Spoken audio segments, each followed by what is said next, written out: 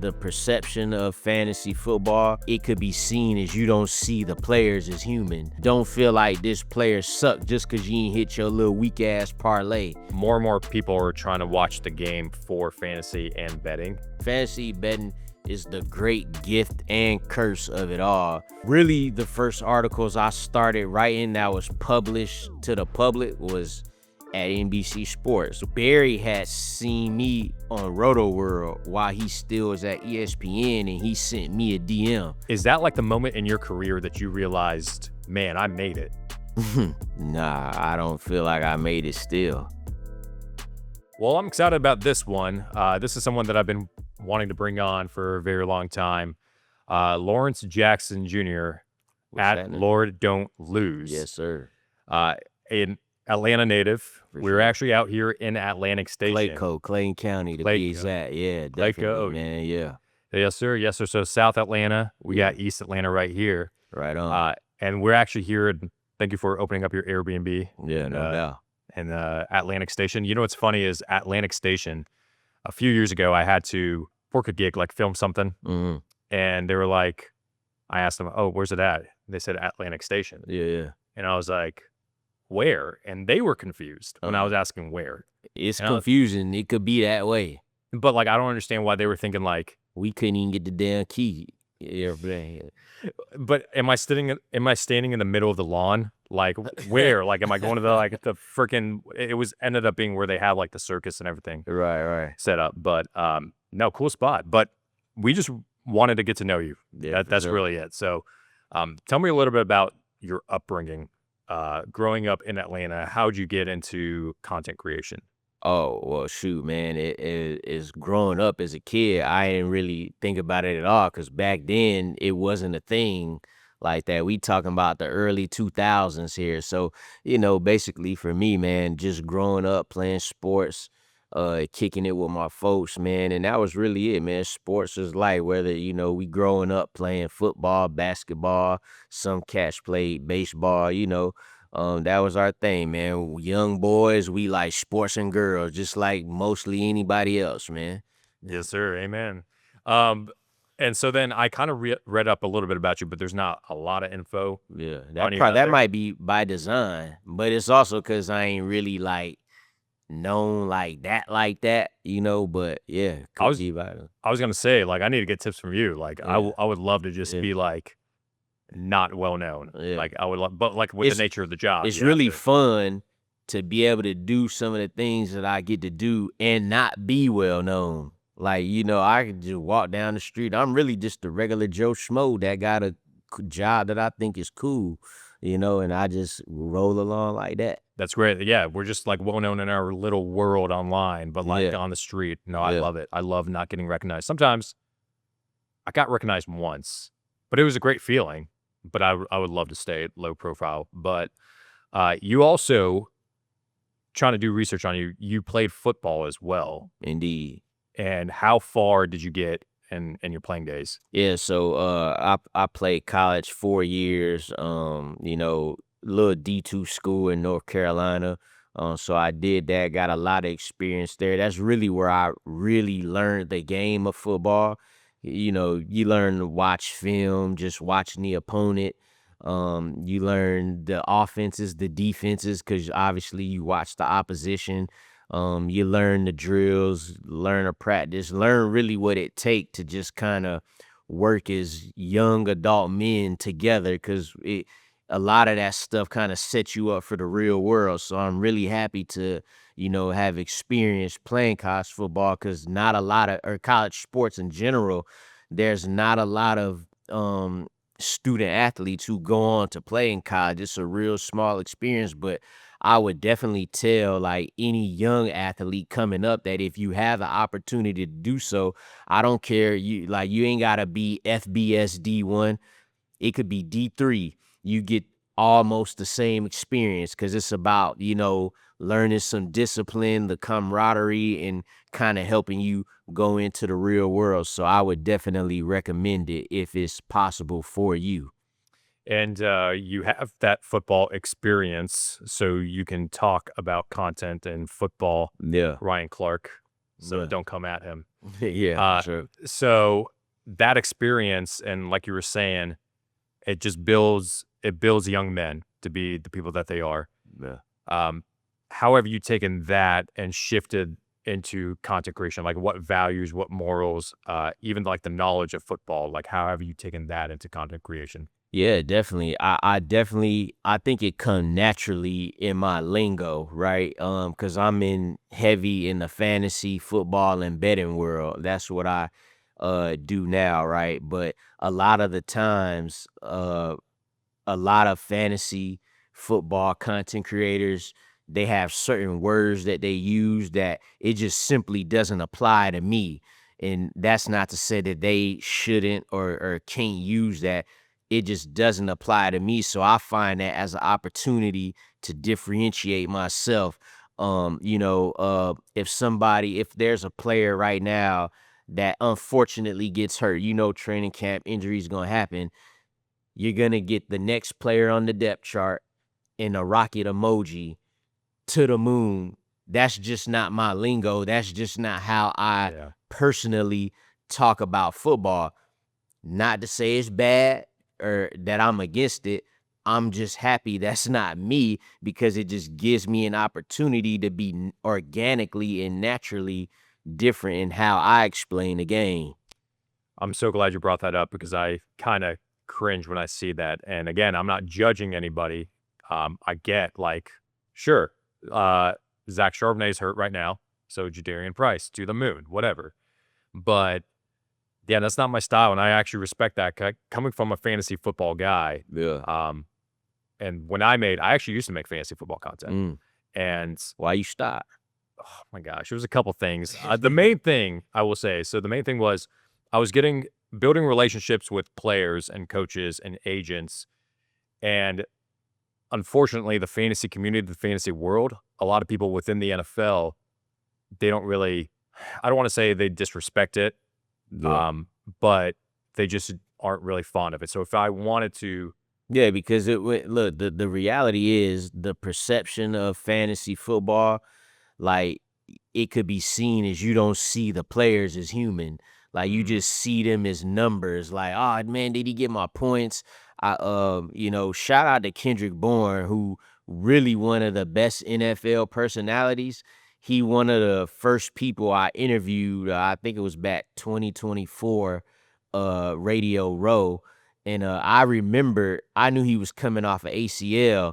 And as I'm walking up to him before we go on the set, I see the scar on his knee. So I just was like, damn, man, how your knee doing? You know what I'm saying? And I just wanted to know because, that shit hurts. right. So, and he was like, hey, man, I appreciate you saying that. And then we went on, had a great interview, and it was fun. And I just think the fantasy football, when you talk, they're always talking about, oh, man, this guy got hurt. Well, what is the next guy? So I think it's like, it's seen as that, like, people, like the real football people don't see them as actual humans. In some cases, that could unfortunately be that way for some of these folks. Yeah, it's they kind of just look down on it because you got people in their DM saying, "Hey, well, thank you for costing me my week 4 matchup Yeah, because that'd you be broke your crazy foot." right Like there. that's That's just crazy. and But so them people that do that, them not really your fantasy football creators that's worth a damn. Those oh yeah, people that's in the players DM is the lowest of the low life folks out there. Them folks that they too scared to put their own picture on their profile. Like those are the coward folks of the world. You know what I'm saying? But they out there. yeah, which actually leads me to the second reason why I moved on from fantasy content was one, I wanted to be respected more, and I'm so glad I did that. Yeah. Um, but also the second reason was just it's just so much negativity, man. It's like I don't know. I got treated like in the comments like I was a salesperson and like, hey, answer my question. Who do I Yeah, start? yeah. You just don't And it'd be answer. the stupidest questions too. It'd be like, Yeah, pick two, CeeDee Lamb, Justin Jefferson, Malik Washington. It's like, dude, well, I will say this. I always say because I always say in fantasy, it's no stupid questions because there could be somebody who doesn't, they really don't know. It's fair. Like you might get the beginner that's like just trying it out. And to be honest, those are a lot of the people that I want to reach. Like those guys and gals who are beginning in fantasy football. So there is a small percentage. Some people like to mess with you, but it is a percentage of people. And I had to learn that early too. Like, on fantasy football happy hour, we would get all type of questions. Like the most, I'm talking about, like he'd be like, choose one, and then it's 8 guys. Yeah. You know what I'm saying? But then there's the next one, and it's just like you gotta treat them all the same and be grateful that people even think enough of you to ask you that question, which I am grateful for stuff like that. Well, there are those, I would say 10 to 20% that probably don't know a lot about fantasy. Like they just, oh, this is my first time playing. Someone at work just invited me, whatever. I'm just watching content just to get ideas. But 80% of the time, I feel like it essentially being a fantasy content creator, the way I saw it was therapy for people. Because it's like, you know who you're going to start. You know who's good. Yeah, you want that peace of mind. Exactly. You just want that peace of mind, you know? Dude, you can make bank just from doing that. Just from like, we already know who's good. But yeah, let me just reassure you. Let me make you feel good. Yeah. I made a lot of money from it, dude. I miss that money. Yeah. But you get it back. I don't know. I'm in a much better spot now. But I love fantasy football. I love playing it. And we were talking off air how I just play in one. You know, we were talking about how people like Matthew Berry, which we'll talk about here in just a second, plays in like 30-something leagues. And it's like, I can't keep up with all of that. But no, I still love fantasy. And I make content that appeals to fantasy football people. So for instance, right now I'm projecting all 32 teams. I'm doing stat projections. And so like from that also helps me in like my personal league of like, oh yeah, this player, he's actually going to end up doing really well. And like the fantasy audience sees that and it's like, okay, yeah, he's going to score a lot of touchdowns this year or whatever. But with Matthew Berry also comes NBC. For sure. And so I wanted to get into that portion about your career. How'd you get discovered by NBC, or is it something that you reached out to NBC? Yeah, so in 2021, they was hiring for like a full-time fantasy football creator position in 2021. I ain't get it. But who ended up getting it? Do you know? It was my former colleague Pat Carrain. Shout out to him. He won the best ball joint a few years back. He got that $2 million. And then he went and started his own thing. But they said, you know what though, man, you doing something different. Can you come on and do like maybe some freelance writing, and we want to use your videos? And I was like, yeah, at the time I was still working my regular job. So the whole 2021 season, I did that on a part-time basis. But at that time, when I got that position, I was like so happy to even be doing it just part-time freelance. I wrote like 1 article per week. Like the first articles I started writing that was published to the public was at NBC Sports, which is crazy. Nice. Again, a lot of folks don't really get that opportunity to just jump out there first like that. The 2021 season ends, and then 2022 roll around, and John Daigle, who used to be on the Roto World squad, he left. So it was another opening. This time I got it. So now I'm with the Roto Pat and Denny and them, Kyle Dvorak, Pat Carrain. In the meantime, 2021, Barry had seen me on Roto World while he still was at ESPN, and he sent me a DM. So I knew him before he was at NBC. Oh, wow. So I start doing a little bit of content for Fantasy Life and Roto World at the same time. Like week 6 of the 2022 season was the first time I was on happy hour.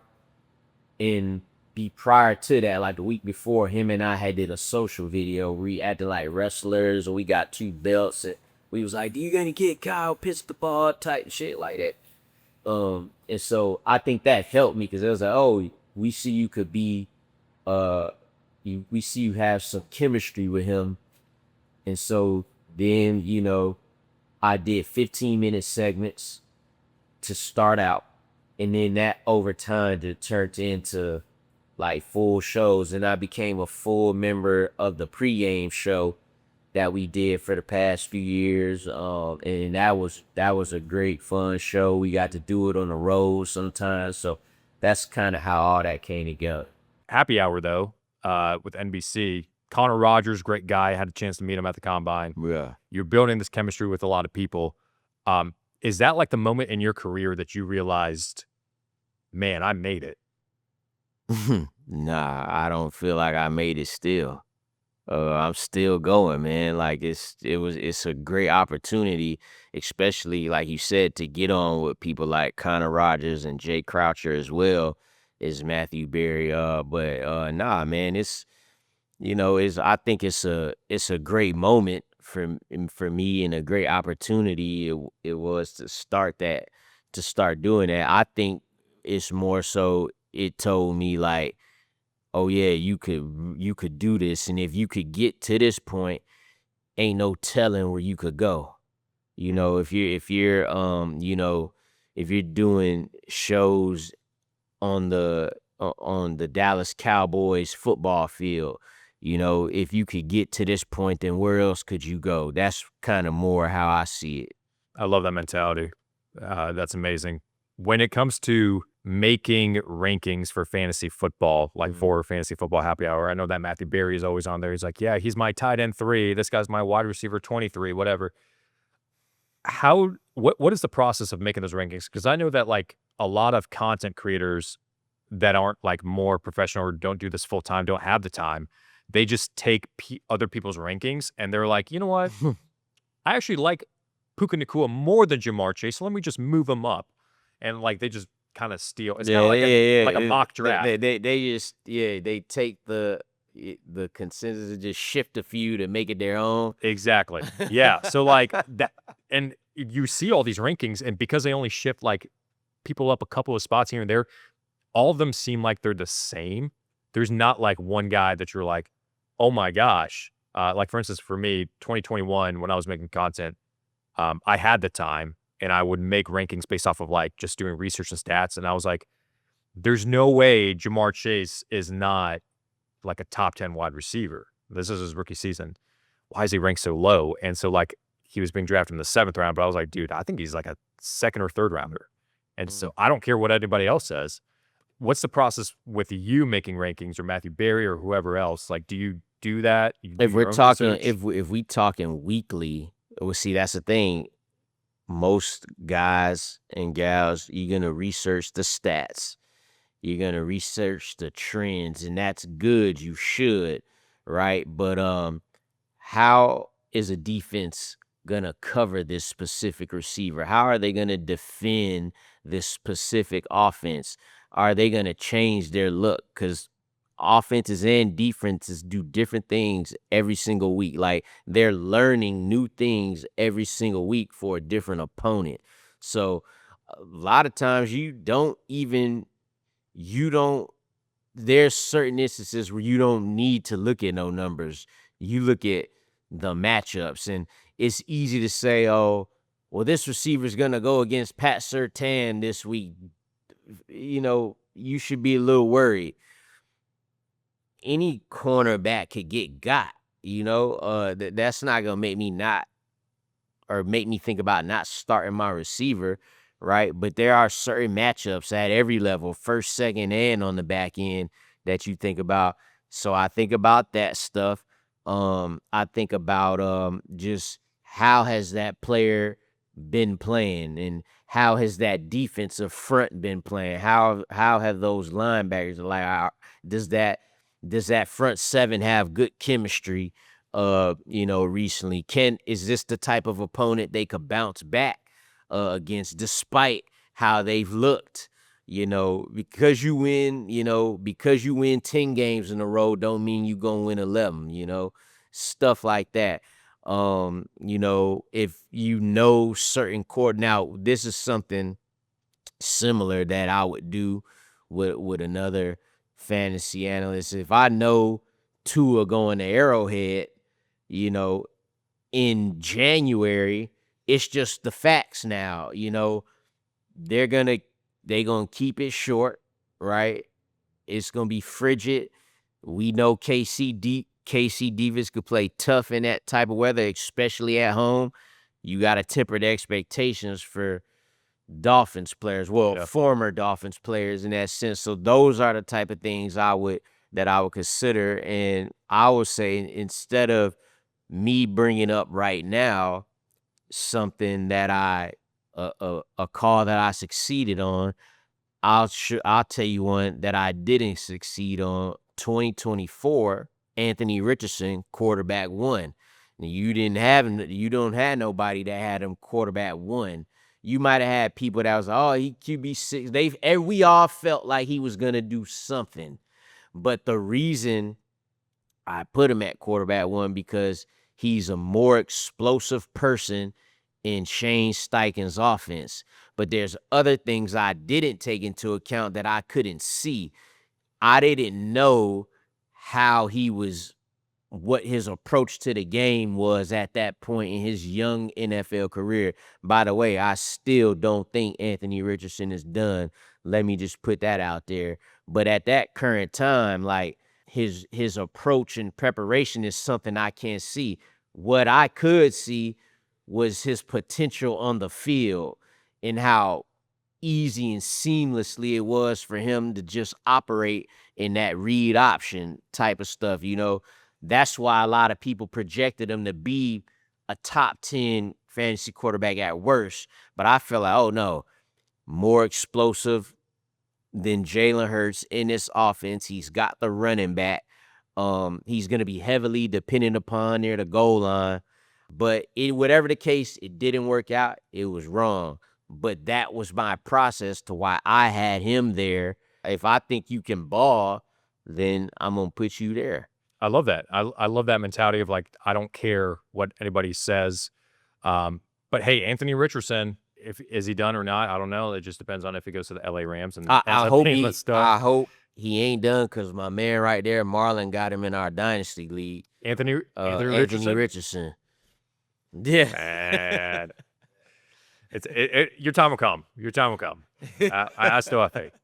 But that's awesome that you have that mentality of like, yeah, taking into account like, oh, the Dolphins in cold weather, taking into account how is this player going to match up with the defense and things of that nature. A lot of fantasy creators, though, they're kind of like in their bubble and they don't really think outside of the box and look at the whole game in perspective.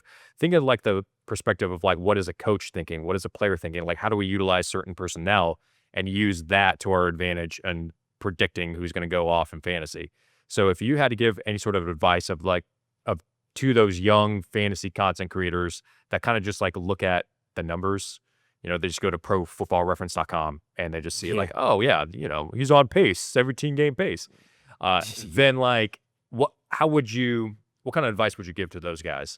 I would say tap in with your local high school football coach. Them really the people who be like, in most cases, they be knowing the football for real. If you can do that, if you have that access. If not, then you know, I was ask for help and keep on trying to learn and just don't feel like you got it all figured out. You may not feel like you know it all, but if people think you think like that, then you know it's gonna be tough for you like that.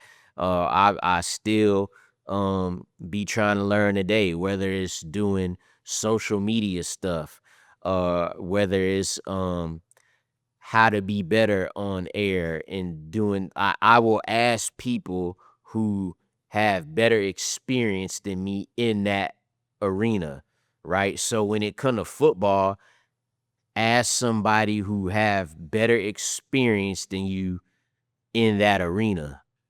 One of the reasons why I kind of stepped away from fantasy football was this was 2022 was like my last season. I saw a trend happening of more and more people are trying to watch the game for fantasy and betting.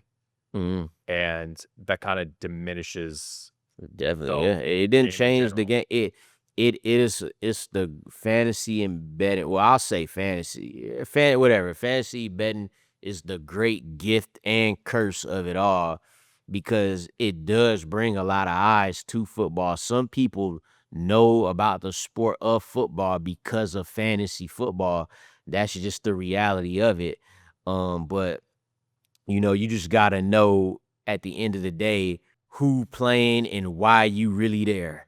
Mm. Like why you so you back in the day, we just used to watch football and cheer for teams and players and just there was nothing at stake for it. There now a lot of people feel like you gotta have something on a game to enjoy the game. So to those people, I would say why don't you go 3 weeks without any plays on the game and see what you think and see if you could see things differently, you know? Don't feel like this player sucked just 'cause you ain't hit your little weak ass parlay. Don't be like, oh man, Devon H. This fucking guy, he's too small. He ain't just because he didn't run for 100 yards that game. Oh, now he's small now. Like, but then he just run for 1,300 yards a year ago, right? So Yep. people really they'll get on their little social media. This guy sucks. No, you just didn't hit your 5-leg parlay that was plus fucking 1,300. It wasn't gonna hit anyway. Yeah. Like you ain't getting rich off this, man. Oh yeah. Like play it for the fun. Like have some fun with it. Like like they always say, gamble responsibly. Like we have the term in betting called sweat the sweat, sweating it out. Like you should not literally be sweating about losing your money in a bet, man. Just do it the right way. Yeah. I wanted to pitch something to you or see if you have teeter with it at all. Um, what is your thoughts on standard deviation and using that in fantasy football? Do you know what that is? Nah. So, I actually thought you was about to bring up prediction markets, but go ahead. oh, like Kalshi and Kalshi, Yeah. whatever. Oh Yeah. gosh, I don't know anything about that, but that just Yeah. looks. Yeah. I don't know. Maybe It's I'm something wrong. different. Yeah. Maybe it's great. But yeah, go ahead. But standard deviation. So back in 2019, I had a league where I went like 6-8 or something. But I was third in points. You talking about all play. Yeah, set that up. It should be that. Yeah. What's that? Are you going the route of saying like I was 6-8, but I was third in points? I feel like I should have been the playoffs, and you should have. So to that, they say, well, too bad, tough luck. That's fantasy, whatever. And like I know there's like playing against the median, so you get like 2 wins if you're like top half in points. But there's also I'm not even arguing that, but like in 2019 when that happened to me, I was like, you know what? Why did that happen? And it was because one of my big hits was Aaron Jones. I had drafted him, and he was like RB2 that year, and it was great. But he also had games where he would only score 2 points, and that would cost me my week. And I was like, I'm tired of that. I'm tired of like the inconsistency. So let me try to figure out a way to get the good players, but also the consistent players on a week to week basis. And since I've done that, I've like made the fantasy playoffs every single year when I create my rankings. So I don't know if you had like, there's nothing out there that really talks about standard deviation or shows how consistent a player is. Like for instance, if a player's been playing with like this coach for like the last 2 years, you check Well, the last 2 years how I consistent would they've been. say the thing about a player like Aaron Jones, you should probably not be shocked that some of those poor fantasy outings came because he's rarely been a guy that you give the 23 touches in a game.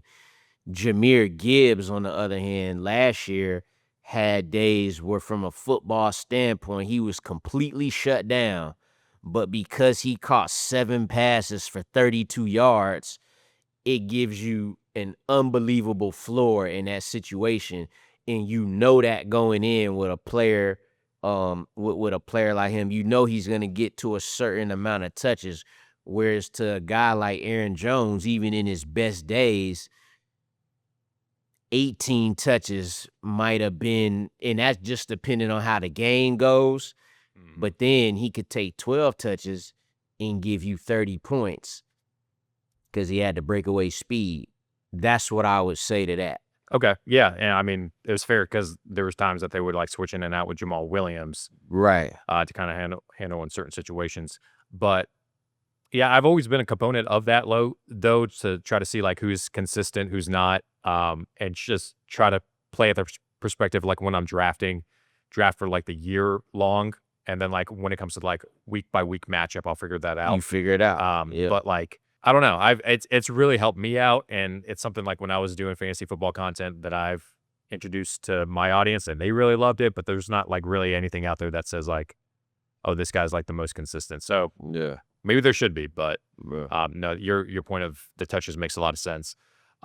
We can wrap up here and with a couple of questions. What I wanted to ask you is, you're a fantasy football guy. The 2026 season is coming up. Mhm. So, I mean, just hit us with your Matthew Berry ride or dies. Like, who are some players that we got that are going to take off? My first one gonna be Devontae Smith. I always thought he was talent wise, like a top 10 guy. I think he'll finally get that opportunity to show that. He showed it as a rookie before they had AJ Brown when he went out there and all they had behind him was Quez Watkins, like Jalen Rager. He went out there, got 900 yards as a rookie. I think he's a 1,500-yard type of receiver.